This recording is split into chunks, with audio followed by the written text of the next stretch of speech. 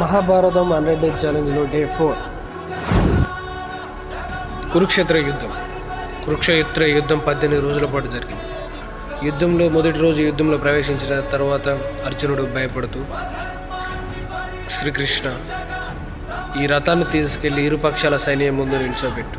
అప్పుడు శ్రీకృష్ణుడు అర్జునుడితో అంటూ, ఎందుకు పార్థ ఇంకేం వీక్షిస్తాం అని అన్నాడు.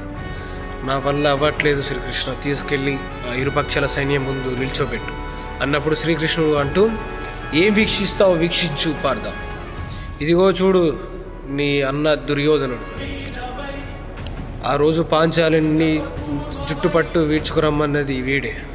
ఇదిగో ఇటు చూడు దుశ్శాసనుడు ఆ రోజు పాంచాలిని వస్త్రహీనురాది వీడే.